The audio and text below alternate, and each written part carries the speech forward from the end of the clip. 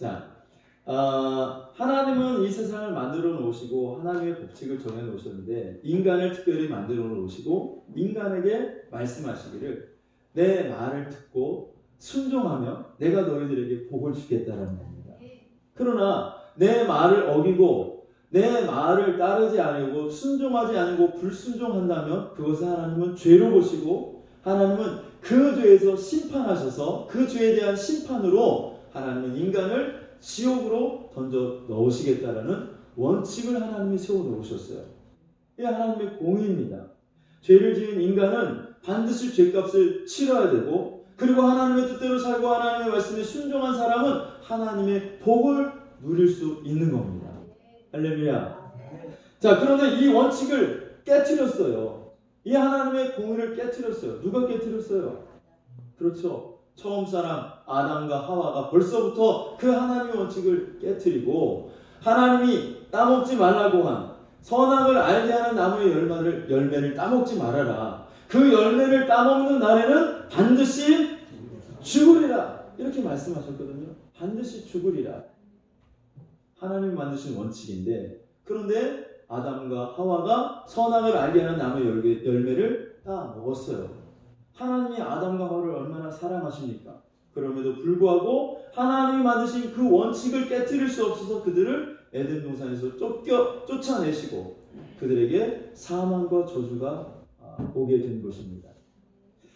자, 우리가 신앙생활 하다 보면 그렇게 생각할 수 있어요. 아니, 뭐 하나님이신데 하나님의 능력이 많으신데 하나님 마음대로 하실 수 있지 않는가? 하나님만의 신이신데 하나님이 뭐 하시고 싶으면 하고 말고 싶으면 말고 하나님이 누구에게 복을 주고 싶으면 복을 주고 저주하고 싶으면 하나님 저주하고 하나님 마음대로 이렇게 하면 되지 않을까? 근데 여러분 하나님은 그렇게 일하시지 않습니다. 하나님이 세우신 원칙과 원리대로 하나님은 일하셔요. 자, 여러분 하나님이 오늘 우리가 히브리서 9장 22절까지 읽었는데 27절 말씀을 같이 한번 읽어볼게요. 27절 시작. 한 번 죽는 것은 사람에게 정하신 것이요 그 후에는 심판이 있으리니. 한 번 죽는 것은 사람에게 정해졌다. 그렇습니다. 이게 하나님의 공의죠. 이걸 누구도 깨트릴 수 없어요. 여러분 우리는 다 죽습니다. 그리고 여러분 심판이 있다는 거예요. 그 심판 뒤에 하나님은 죄에 대해서 심판하셔서 그 죄를 지은 모든 인간은 어디로 보내신다고요? 지옥으로 보내신다는 거예요. 여기서 예외되는 사람이 한 사람도 없습니다. 모든 사람들은 다 죽고 이 하나님의 원리대로 하나님의 원칙대로 모든 사람들은 다 죽고 모든 사람들은 하나님 앞에 심판을 받는 것이죠. 그런데 목사님 그래도 그렇죠. 하나님이시잖아요.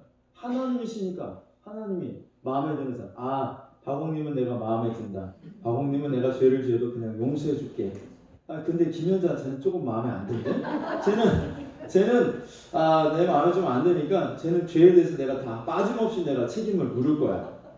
정경순 걔 또 보니까 마음에 좀 든다. 쟤도 내가 죄를 용서해 주지. 정경아, 쟤는 좀 마음에 안 들어. 그러니까 쟤도 내가 죄에 대해서 다 물을 거야. 하나님이 그렇게 이랬다 저랬다 하시지 않으신다는 거예요. 하나님이 세우신 공의와 하나님이 세우신 법에 의해서 그 하나님이 세우신 원리에 의해서 하나님은 그대로 하나님을 적용을 하셔요. 그대로 일하셔요. 믿으십니까? 자, 그런데 인간을 하나님이 이렇게 심판하시는데 그거를 하나님이 보실 수가 없는 거예요. 하나님은 인간의 죄도 보실 수가 없어요. 죄를 보실 수가 없어서 그 죄에 대해서 하나님이 심판하시는데 하나님은 그 죄 때문에 하나님의 심판을 받아서 지옥 형벌을 당하고 있는 그 사람들을 또 하나님이 보실 수가 없는 거예요.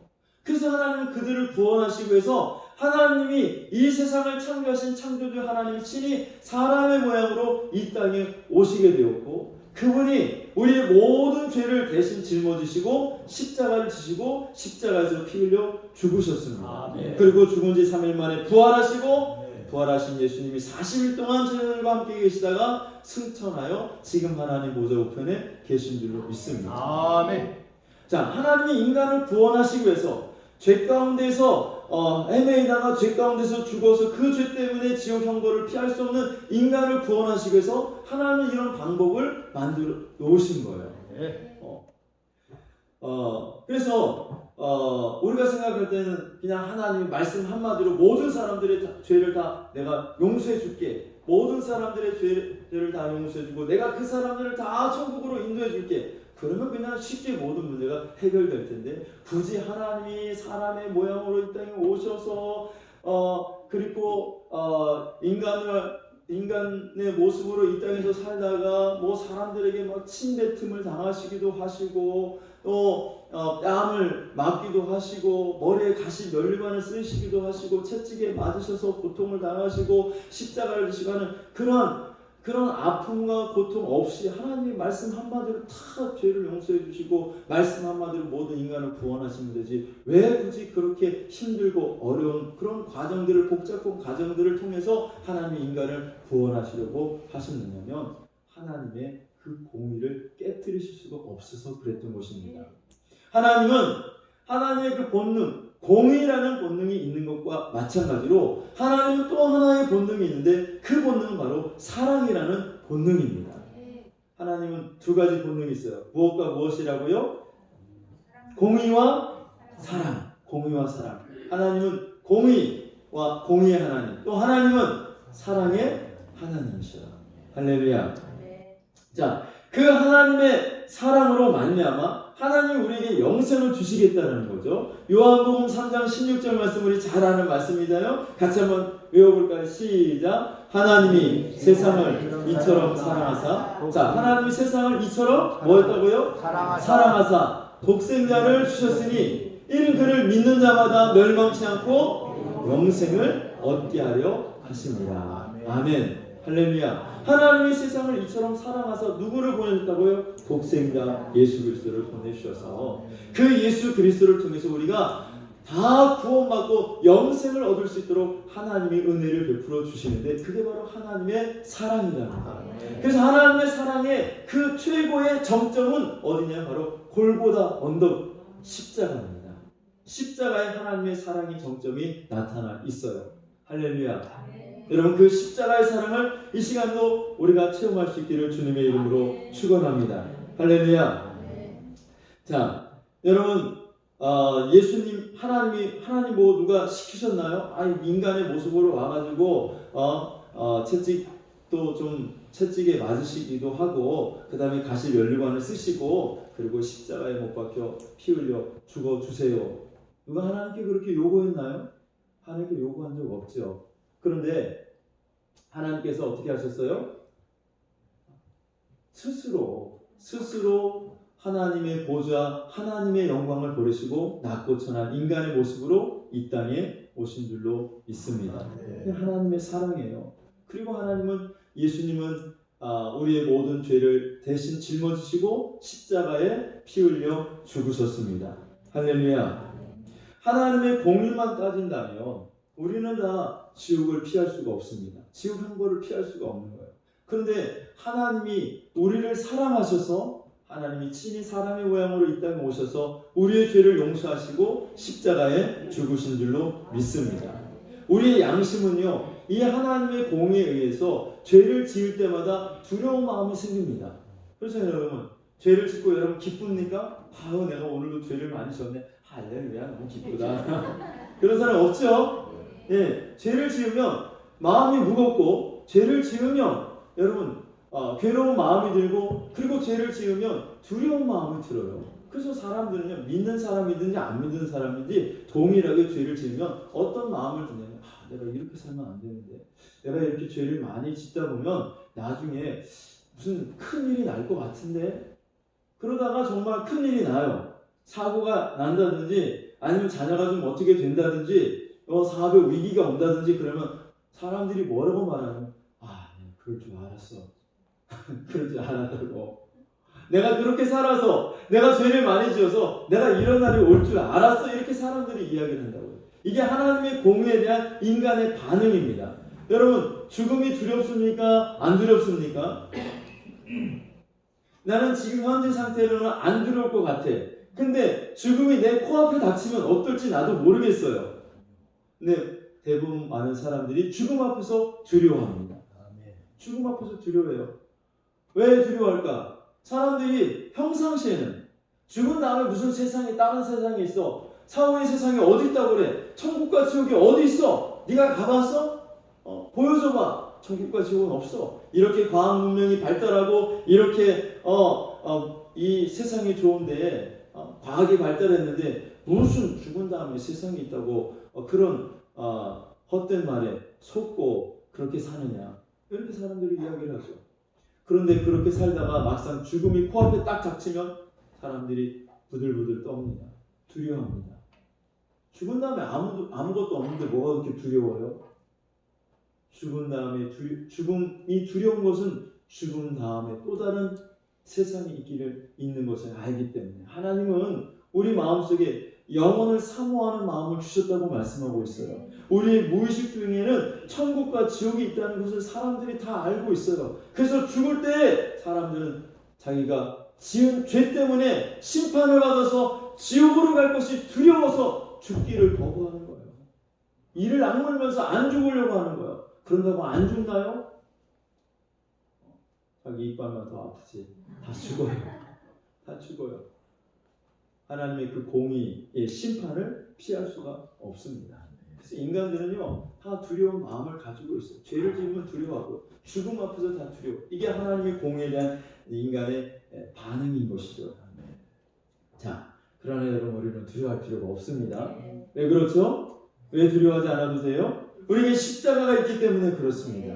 십자가의 보혈이 있기 때문에 그렇습니다. 십자가의 보혈이 있는 사람은 하나님이 우리의 모든 죄를 다 용서해 주신다는 거예요. 할렐루야. 보혈에는 능력이 있습니다. 따라서 그렇습니다. 보혈에는 능력이 있다. 어떤 능력이 있을까요? 보혈에는 우리의 모든 죄를 사해 주시는, 사함받는, 깨끗이 씻어 주시는 능력이 있습니다. 할렐루야. 목사님, 나는요 살인죄를 지었습니다. 그 죄도 용서받을 수 있습니다. 나는요 간음죄를 지었습니다. 그 죄도 용서받을 수 있습니다. 어떤 죄든지 여러분 아무리 큰 죄라 할지라도 예수님의 그 십자가의 보혈 앞에 용서받지 못할 죄가 없습니다. 다 용서받을 수 있는 거예요. 믿으시기를 바랍니다. 여러분이 과거에 지었던 죄도 용서받을 수 있고 현재 짓고 있는 죄도 용서받을 수 있고 앞으로 미래에 지을 죄까지도 이미 예수님의 십자가의 보혈로 다 죄사함 받았어요. 아멘. 할렐루야. 믿으시기를 바랍니다. 아멘. 아니 그럼 목사님, 아니 말도 안 되지. 예수님이 내 죄를 대신 지시고 십자가에서 죽으셨다고요? 그러면 예수님은 한 번이 죽으셨는데 한 번이 죽었으니까 나 한 사람의 죄를 대신 지시고 예수님이 십자가에서 죽으신 것을 내가 받아들여서 내 죄가 용서받는다는 것은 내가 받아들일 수 있지만 이 세상의 모든 사람들의 죄를 예수님이 다 지시고 예수님 한 번 죽으셨는데 모든 사람들이 다 죄를 용서받는다는 사실이 내가 잘 이해가 안 됩니다. 이렇게 질문하실 수 있습니다. 그렇습니다. 그런 생각 충분히 하실 수 있죠. 근데 여러분, 이거는 관계성의 문제. 모든 사람 한 사람이 다 소중한 존재고 모든 생명이 다 귀한 것입니다. 그리고 모든 사람은 하나님 앞에 다 평등합니다. 그렇죠, 여러분? 저나 여러분과 똑같은 생명이고 똑같이 귀해요. 그렇죠. 그런데 여러분, 한번 이렇게 비교를 해볼까요? 저에게 3명의 딸이 있어요. 3명의 딸과 70억의 인구가 있는데, 자, 70억의 인구와 저희 3명의 딸과 둘 중에 어떤 것이 더 크고 어떤 것이 더 소중합니까? 라고 누군가 묻는다면 저는 뭐라고 대답할까요? 네? 3명의 딸. 그럼 다시 인류 전체 모든 70억의 인구를 살리느냐 아니면 3명의 딸만 살리느냐, 둘 가운데 뭐를 하나 선택하라고 하면 저는 뭐를 선택할 것 같아요? 사랑하는 게 있잖아요. 70억의 인구가 있고 3명밖에 없는데 딸이에요? 네. 아유, 감사해요. 저 같은 마음을 가져주셔서 감사합니다. 이게 바로 관계성의 원리라는 거예요. 모든 사람들이 다 중요하지만 내가 관계적으로 볼 때는 세 딸이 더 중요한 거예요. 네. 그럼 학교에 불이 났어. 불이 나가지고 지금 학생들이 막 살려달라고 하는데 거기 보니까 내 딸이 있어. 그러면 어떻게 해요? 내가 그 불 속에 뛰어 들어가서 내 딸을 구해 오는데 그 속에 보니까 많은 다른 아이들 다 있는데 그 아이들이 다 살려달라는 거예요. 살려달라는데 그래, 그러면 한 명씩 내가 앞에 있는 놈부터 내가 꺼내줄게 해서 꺼내줍니까? 아니면 내 딸부터 구해냅니까? 아니, 네, 그렇죠. 실망하지 마세요. 여러분들 똑같아요. 아멘. 목사님은 안 그렇죠. 나도 똑같아요. 네. 여러분, 내 자식부터 건져내는 거예요. 인간이 본능이죠, 그것도. 네? 관계적인 면에서 볼 때 이렇듯이 내가 3명의 딸과 70억의 인구를 바꿀 수 없듯이 하나님도 똑같아요. 하나님도 아담 이후로부터 태어난 모든 사람 더하기 지금 현재 지구에 살고 있는 70억의 인구를 다 더한 것과 예수님 한 분을 비교했을 때 하나님은 예수님이 더 크신 거예요. 하나님 예수님이 더 소중한 거예요. 왜? 하나밖에 없는 독생자이시기 때문에. 그래서 예수님 한 분이 죽으신 그 예수님의 그 보혈로 말미암아 모든 사람들이 다 죄를 사함받을 수 있다는 거예요. 아멘. 할렐루야. 네. 여러분, 보혈의 능력이 오늘 여러분 가운데 임할 수 있기를 주님의 이름으로 축원합니다. 아멘. 축원합니다.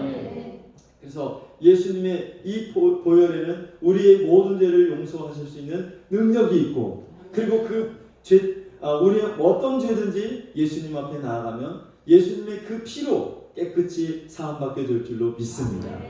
모든 죄. 그러나 용서받지 못하는 하나의 죄가 있습니다. 그 죄가 뭘까요? 그것은 바로 하나님을 믿지 않는 죄입니다. 하나님이 베풀어 놓으신 이 구원의 은혜, 십자가의 은혜를 받아들이지 않는 죄, 이것이 가장 큰 죄요. 이 죄는 하나님 앞에 용서를 받을 수가 없습니다. 여러분, 오늘 우리는 결단해야 돼요. 하나님이 나를 구원하시기 위해서 베풀어 놓으신 이 십자가의 보혈을 내가 믿음으로 받아들일 것이냐, 아니면 그 십자가 필요 없어요, 나는 내 힘으로 내 능력으로 얼마든지 이 세상을 살 거예요. 죽은 다음에 세상이 어디 있습니까? 천국과 지옥이 어디 있습니까? 나는 이 세상에서 내가 하고 싶은 대로 내 멋대로 살다가 죽을 겁니다. 둘 중에 하나 결단을 하십시오. 지옥을 가든지 천국을 가든지, 구원의 은혜를 받든지 구원의 은혜를 받지 못하든지, 중간은 없습니다. 천국과 지옥 중간은 없어요. 천국에 가든지 지옥에 가든지, 여러분 오늘 이 시간에 우리가 어떻게 결단하느냐에 따라 달려 있습니다. 예수 그리스도의 십자가에 그 보혈의 능력이 있음을 믿고, 하나님 그렇습니다. 내 힘으로는 내 의지로는 내 죄를 용서받을 수가 없습니다. 내 죄를 씻을 수가 없으니 오늘도 내가 겸손히 주의 은혜를 구합니다. 십자가에 날 위하여 피 흘려내신 예수 그리스도의 보혈의 능력을 내가 믿습니다. 그 보혈의 능력으로 하나님께서 내 모든 죄를 용서해 주신다는 사실을 내가 믿습니다. 하나님 나를 불쌍히 여겨 주옵소서. 그 은혜 가운데 나를 인도해 달라고 우리가 하나님을 택하고 십자가를 붙잡을 때에 하나님이 여러분들의 모든 죄를 다 용서해 주시는 줄로 믿습니다. 아멘. 할렐루야. 아멘. 그리고 여러분, 보혈에는 우리의 죄를 용서해 주시는 능력, 그것만 있는 것이 아니라 보혈에는 어떤 능력도 있다고요? 모든 능력이 다 있어요. 모든 것이 다 가능해요. 그래서 우리가 만유 회복을 통해서 우리가 말씀을 드렸잖아요. 만유가 어떻게 회복이 돼요? 여러분, 아담과 하와에게 주셨던 그 모든 것, 하나님 빼고 모든 것을 하나님 다시 그리스도 예수를 통해서 회복시켜 주십니다. 여러분 믿으시기를 바랍니다. 네. 자, 보혈을 의지하는 자, 그 보혈의 능력이 있는데 오늘 하나님 말씀을 한번 보세요.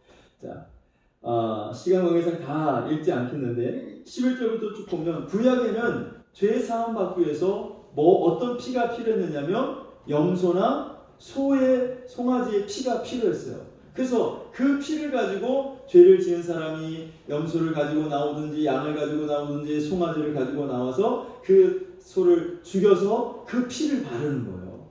그 피를 흘릴 때 그 사람의 죄가 용서를 받는 겁니다.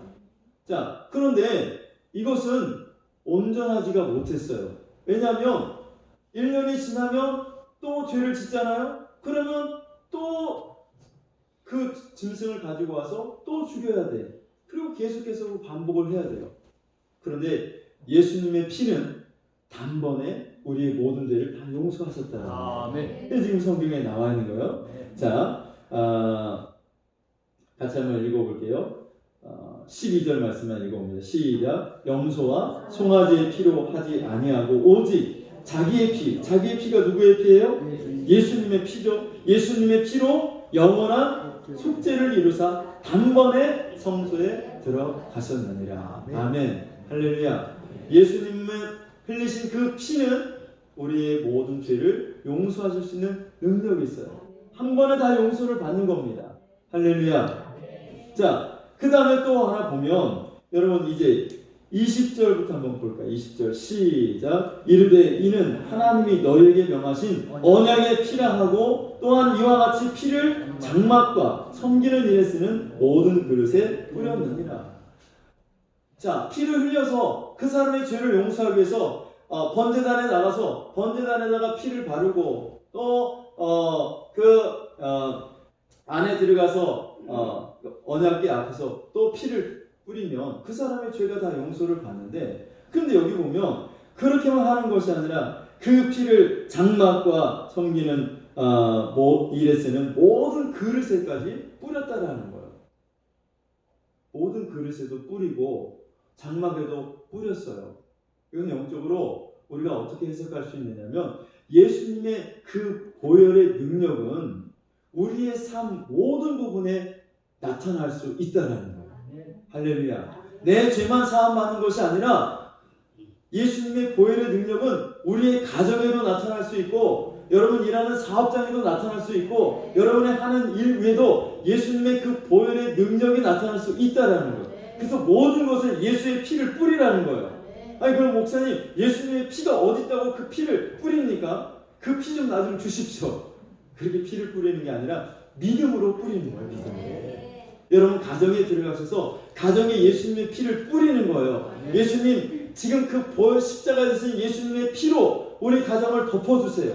우리 가정에 예수님의 그 보혈의 능력이 나타나기를 원합니다. 이렇게 여러분이 믿음으로 보혈을 의지하여 기도하고 여러분이 믿음으로 피를 뿌릴 때에 그 가정에 보혈의 능력이 나타나서 그 가정을 하나님이 지켜주시고 하나님이 보호해 주시는 거예요. 평안하도록 만들어주시고 화목하도록 만들어주시고. 할렐루야. 자녀들 위에도 여러분이 피를 뿌리는 거예요.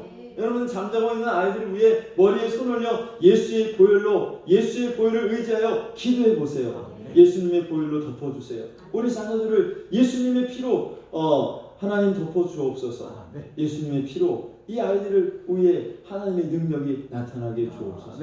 그 여러분 기도하면 자녀들 위에도 보혈의 능력이 나타나요. 하나님이 지켜주세요. 하나님이 보호해 주십니다. 가정에도 그 피를 뿌리세요. 여러분 직장에 가서 직장에서도 피를 뿌리세요. 정용화 직장에 가면 오늘 무슨 일 하지? 뭐 해야 되지? 그렇게 먼저 하기 전에 예수님의 보혈로 우리 직장을 하나님 덮어주세요. 보혈의 피로 하나님 우리 직장을 보호해 주세요. 이렇게 먼저 기도하는 거예요. 할렐루야. 여러분 보혈은 능력이 있습니다. 우리 죄만 용서해 주는 것이 아니에요. 어디든지 능력이 다 나타나요. 자녀에게도 능력이 나타나고 가정에도 능력이 나타나고 직장에도 능력이 나타나고 사업장에도 능력이 나타나요. 그래서 어디든지 믿음으로 여러분 피를 뿌리세요. 예수의 보혈을 뿌리세요. 그럼 낫는 거예요. 회복이 되는 거예요. 문제가 해결되는 겁니다. 할렐루야. 병든 자들이 있으니까 목사님 나 아파요. 여기 아파요. 기도해주세요. 그럴 필요 없어요. 여러분 스스로 보혈의 능력을 의지하여 하나님께 기도하면 그 보혈의 능력으로 하나님 여러분들을 고쳐주는 거예요. 치유해 주십니다. 깨끗이 낫게 해주셔요. 보혈로 여러분 기도하십시오. 보혈을 의지하며 기도하십시오. 하나님이 치료해 주십니다. 할렐루야. 문제가 있어요? 자녀가 잘 안 됩니까? 보혈을 의지하고 기도하십시오. 그러면 하나님이 풀어주십니다. 문제를 해결해 주십니다. 어떤 것이든지 다 가능해요. 코로나 때문에 두려워 걱정하지 마세요. 예수의 보혈의 능력이 있습니다. 아침에 나갈 때마다 하나님 내 머리끝부터 발끝까지 예수의 보혈로 덮어주세요. 그럼요. 코로나가 왔다가 기절하고 도망가요. 이거 안 믿는 사람들이 이 얘기를 또 듣는다면 저 목사 또 뻥치고 있다 그럴 수 있지만 여러분 기독교는 신비의 종교예요. 예수의 보혈의 능력이 있어요. 지금껏 기독교는 그렇게 존재해 왔어요. 보혈의 능력으로 살아왔습니다. 할렐루야. 어떤 핍박과 고난과 또 박해가 있어도 예수의 보혈의 능력이 있기 때문에 지금까지 기독교가 살아온 줄로 믿습니다. 할렐루야. 지금 뭐 정부에서 대통령까지 나가가지고 서울시장 박원순을 지지하고 이재명을 지지한다. 뭘 지지해? 교회 가서 예배 못 드리게 하는 걸 지지한다는 거예요.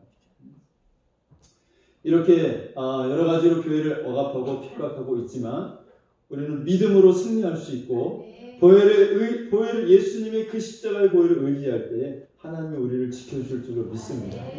교회는 핍박을 받아도 박해를 당해도 교회는 무너지지 않습니다. 박해를 당할수록 오히려 더 일어나는 것이 교회입니다. 할렐루야. 이번 교회를 통해서 한국교회를 하나님 다시 일으켜 주시고 진리의 말씀 위에 하나님께서 바로 세워주시는 줄로 믿습니다. 그 과정 가운데 있는 줄로 믿습니다. 여러분 힘들고 어렵지만 믿음으로 승리해 나갑시다. 하나님 반드시 이김을 주십니다. 승리하도록 만들어 주셔. 세상에서 너희가 뭐를 당하나 환난을 당하나 담대하라 내가 세상을 이기었노라. 이김을 주신 그 주님이 오늘 함께하고 계시잖아요. 그리고 그 주님이 십자가에 주신 그 보혈로 우리를 덮고 계시잖아요.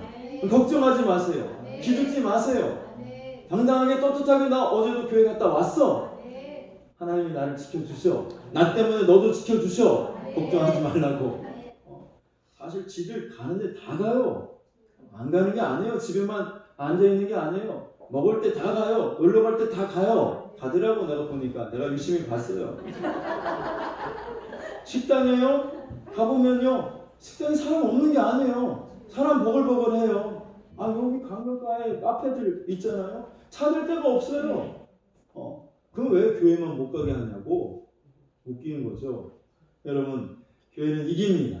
승리합니다. 네, 우리 인사하겠습니다. 우리는 이겼습니다. 우리는 승리했습니다. 보혈의 능력을 믿으시기를 바랍니다. 보혈의 능력이 있어요. 뭐든지 여러분 보혈의 능력을 믿고 하나님께 나아가세요. 십자가 밑으로 나아가세요. 하나님 여러분을 지켜주십니다. 이기게 해주십니다. 내 말이 아니라 성경의 말씀이에요. 보혈을 뿌리세요. 어디에요? 문제가 있는 곳에, 연약한 곳에, 여러분 힘들고 어려운 곳에 보혈을 뿌리세요. 보혈의 능력이 있습니다. 피를 뿌리라고 말하고 있잖아요. 또한 다시 한번 21절 읽어보겠습니다. 시작. 또한 이와 같이 피를 장막과 섬기는 일에 쓰는 모든 그릇에 뿌렸느니라. 뿌렸어요. 뿌리시라고요. 22절 다시 한번 읽어봅니다. 시작. 율법을 따라 거의 모든 물건이 피로써 정결하게 되나니 피 흘림이 없은즉 사함이 없느니라. 예수님이 왜 사람의 모양으로 이 땅에 오셨어요? 사람이 아니고서는 피 흘릴 수가 없기 때문에 사람의 모양으로 오신 거예요. 피를 흘려야 사함받을 수가 있는 거예요. 그래서 내 대신 예수님이 피 흘리러 이 땅에 오신 겁니다. 그것이 하나님의 사랑이고 이 하나님의 공의를 만족하게 하는 것이 바로 이 십자가입니다. 할렐루야. 그래서 하나님의 공의와 하나님의 사랑은 충돌하지 않습니다. 가운데 십자가가 세워졌기 때문에 이 십자가가 하나님의 공의를 만족해 하셔서 우리가 여전히 죄 가운데 있고 죄를 짓지만 그럼에도 불구하고 하나님은 오늘도 십자가를 통해서 예수님이 흘리신 그 보혈을 통해서 우리의 모든 죄를 용서하시고 우리 하나님의 자녀로 삼으시고 우리에게 구원과 영생을 하나님께서 선물로 주신 줄로 믿습니다. 이번 한 주간도 여러분 삶 속에서 또 가정에서 또 직장 생활하시면서 여러분 보혈의 능력을 믿고 보혈을 의지하여서 승리하시기를 주님의 이름으로 축원합니다. 우리 다같이 일어나셔서 찬송가 268장 찬양 드리도록 하겠습니다. 찬송가 268장 보혈의 능력이 있음을 믿고 우리 함께 찬양 드리도록 하겠습니다.